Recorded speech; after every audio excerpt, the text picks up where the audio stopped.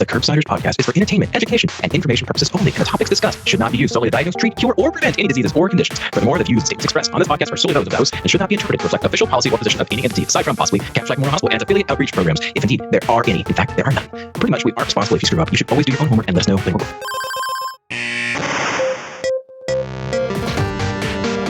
And my favorite part, and this we can leave this right in the recording, is the part where Watto tries to choose a specific energy to actually introduce the show. And you can actually, if I wish our viewers could actually see the video where like he just kind of braces himself, looks off into the middle distance, and then sort of starts with a little bit too much enthusiasm. That's kind of unsettling.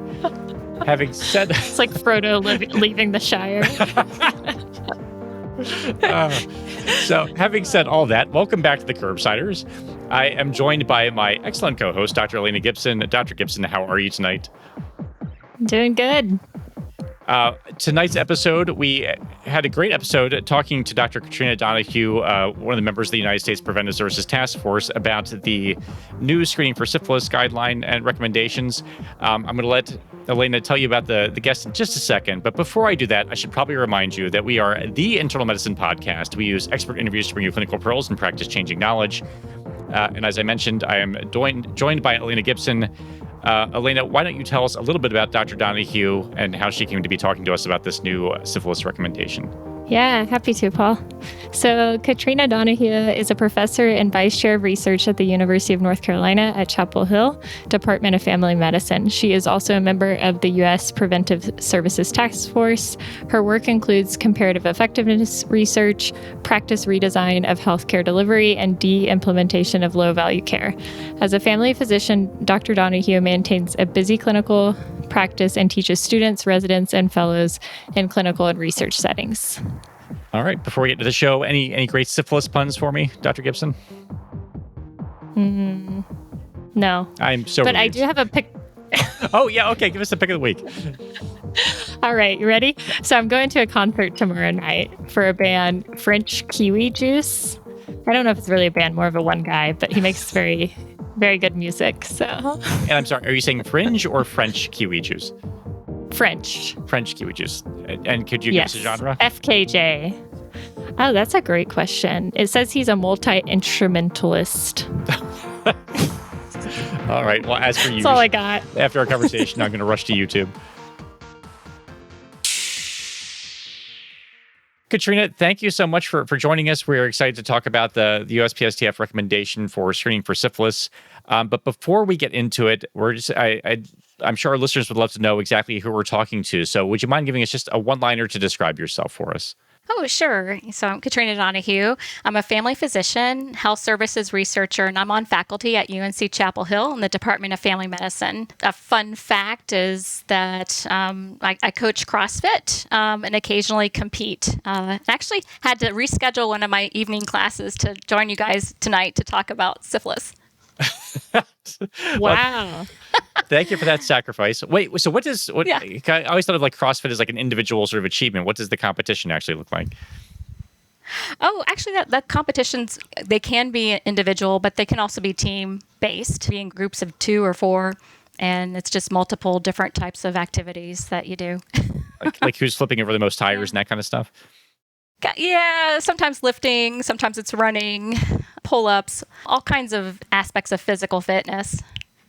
Okay. When our guests continue the long tradition of making me feel worse about myself. So that's excellent. I tried CrossFit once and lasted 1 month and got 2 injuries. So Oh, no. I didn't make it very far. You're doing better than me, too. It's scalable for everybody. And it was fun. It was fun.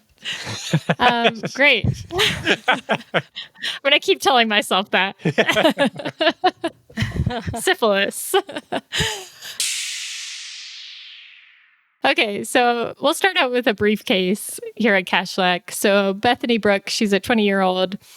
She's coming to the student clinic at the University of West East Mississippi.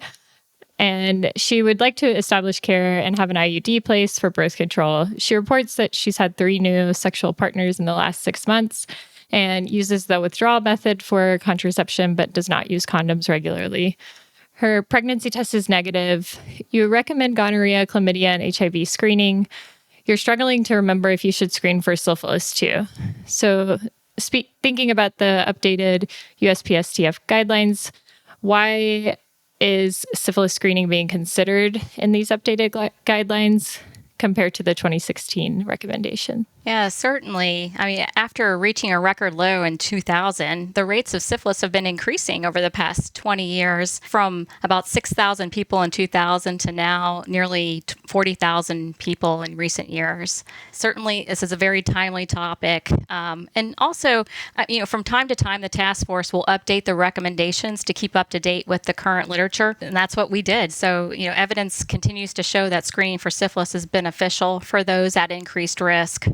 Yeah, and I wanted to ask, I guess the term for this reaffirmation process, which I'm kind of fascinated by, it seems like sometimes USPSTF gets, there are new impactful studies that come out that kind of prompt this evaluation, and sometimes this I'm a little bit less clear on. So was it just the increase in prevalence that prompted the consideration of a reaffirmation, or is there a timetable that you go by to kind of just say, yep, we should go back and just revisit this guideline? Like in this instance, like how does that process look?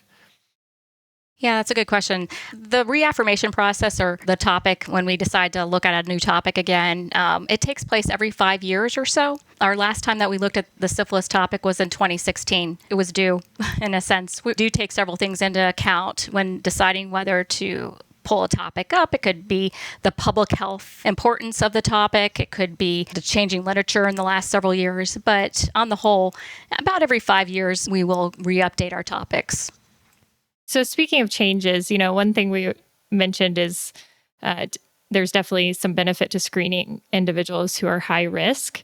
How is that defined, and what qualifies an individual as being high risk? And specific to the case we presented at Bethany, would she qualify for screening based on her risk? This recommendation in particular, it applies to non-pregnant adolescents and adults who've ever been sexually active and are at increased risk. And when we think about who should be screened, the risks of syphilis is higher. It's higher in men who have sex with men, those with HIV infection or other STIs, people who use illicit drugs, people with a history of incarceration, sex work, or military service.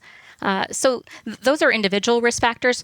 Additionally, healthcare professionals need to consider how common syphilis is in the communities they serve and assess that. There are many risk factors. In Bethany's case, when we look at her, she's at increased risk. She has had unprotected sex, which would put her at risk for STIs. She's also had multiple partners.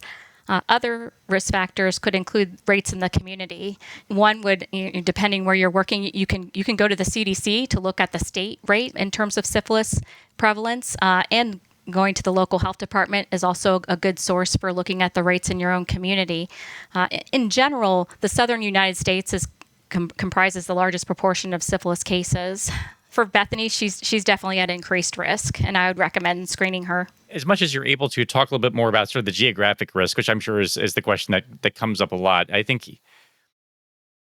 Elaine and I were talking sort of before the episode began, even in Pennsylvania where I practice, I feel like if you considered prevalence in, say, Philadelphia as compared to, say, Lancaster or Hershey, I think sort of classifying sort of risk according to Pennsylvania just feels not quite as meaningful, just given there's such variation even within states. So I guess I'm wondering,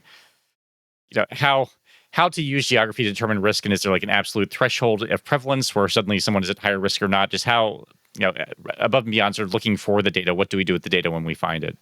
There's no specific threshold for risk here. This is a pretty strong recommendation for screening for syphilis. We do have evidence gaps. And one of those gaps is thinking about risk assessment tools. The task force is calling for more evidence on risk assessment tools that could be used in primary care to help healthcare professionals better determine who's at high risk and who would benefit most from screening. Yeah, clearly we're looking for one of those, Yeah. It's the running joke of the show, by the way, is we just want someone to tell us what to do. Like, rather than have to sort of make clinical decisions, if there's a tool that just said, yes, now screen, that would be super useful. So someone should probably get on that. Katrina, how did these recommendations differ from the prior USPSTF recommendations or other organizations? This recommendation has remained the same for the task force. It was last updated in 2016, but it's been around for 25 years. I think the first time the task force looked at this recommendation was back in 1996. The evidence remains strong. The benefits certainly are good for screening and treating syphilis. The CDC also recommends screening at least annually in sexually active men who have sex with men. There are other organizations as well, like the Infectious Diseases Society of America has their own screening guidelines. There are specialty guidelines. Now, the studies that we looked at for the U.S. Preventive Services Task Force, we excluded studies that were part of disease management. But there are guidelines in the CDC as well as the IDSA that have recommendations specific to the HIV population. Great. And I think it is always worth commenting on the things that the task force can't comment or didn't have sufficient evidence to recommend. So I think the intervals is one of the things that kind of came up. I know you some specific instances where it does apply, but in terms of the broader recommendation, it sounds like there's not a specific interval that's recommended for screening for patients. Is that accurate? Yeah, that's a good point. Although the evidence is strong for screening people at high risk, we need more evidence on optimal screening intervals for high-risk populations.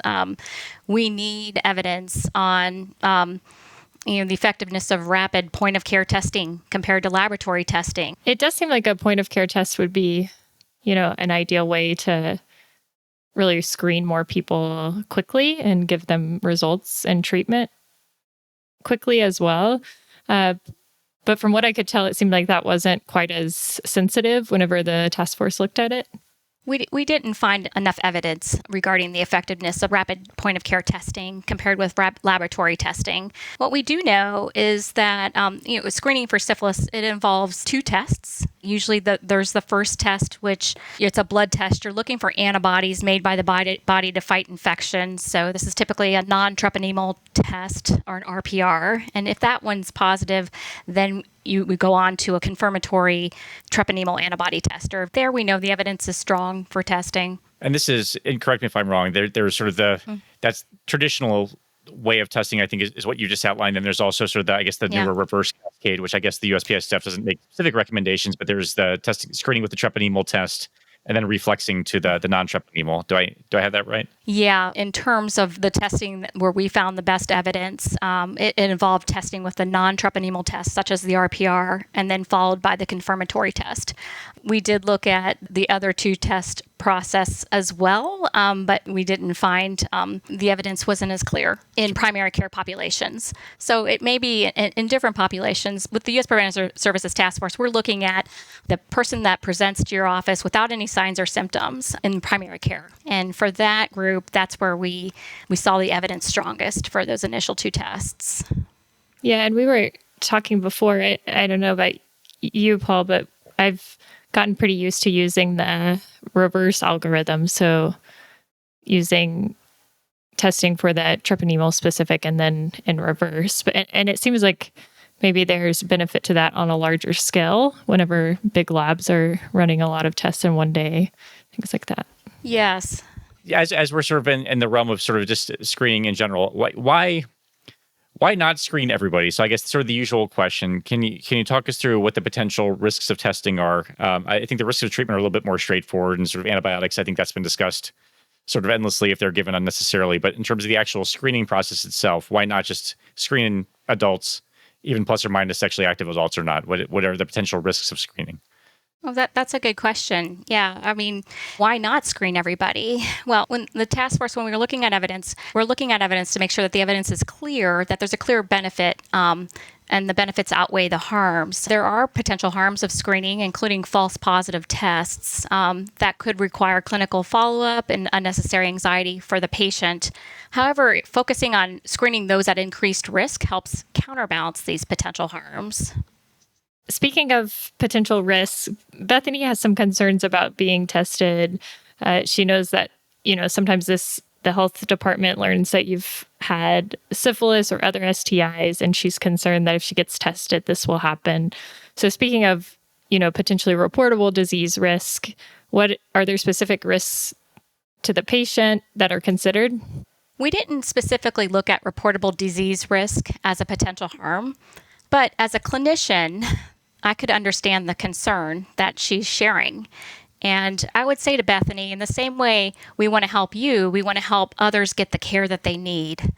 I'd reassure her that the health department's very respectful, and they will try to do everything to protect the identity of the positive person and not disclose information while ensuring that partner tracing is completed. All right. I'd like to, if it's okay, actually try to recap here and just kind of make sure that we have the recommendations down, if that's all right. So the patient population that we're looking at are asymptomatic because we're talking screening. These are non-pregnant adolescents and adults who have ever been sexually active, who have increased risk, and that risk is determined by a bunch of stuff. There are a lot of potential risk factors, including sort of geographic, but then also sort of other background things. And it sounds like we're sort of relying on our overall clinical sense of risk as well as determining sort of who is higher risk and who is not, that there are specific things that like men who have sex with men are at higher risk in certain other populations, like patients who use drugs.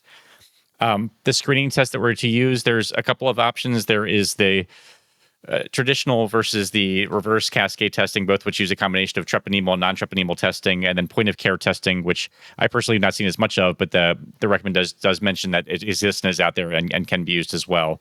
And then in terms of the intervals in which we're screening, I'm assuming that this is also going to be based sort of if there's changes in risk. There's no concrete interval that is recommended specifically by the USPSTF, but I would imagine that as a clinician, you would sort of rescreen based on sort of changes in risk factors and sort of other broader considerations. Does that all sound right? Did I misstate or misrepresent anything? Just one minor thing. For point of care testing, that's one area we're calling for more research in. So we're not recommending point of care testing. Perfect. Thank you for the clarification. All right, Dr. Gibson, was there anything else that you wanted to know? No, I think that really summarizes it well. Is there anything else, Katrina, that you would like to highlight in the recommendation? Certainly.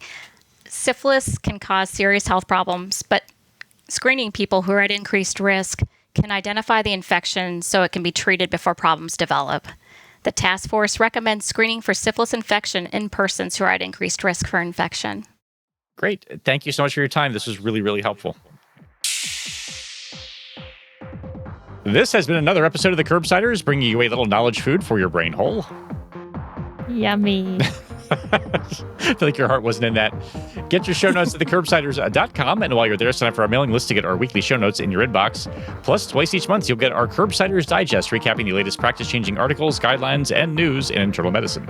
We're committed to high-value practice-changing knowledge, and to do that, we need your feedback. So please subscribe, rate, and review the show on Apple Podcasts or Spotify, or email us at thecurbsiders@gmail.com. A special thanks to our writer and producer for this episode, Dr. Elena Gibson, and to our whole team. The Curbsiders is produced and edited by the team at Podpaste. Elizabeth Proto runs our social media, and Stuart Brigham composed our theme music. Until next time, I've been Dr. Paul Nelson Williams. Elena Gibson here. Thank you, and good night.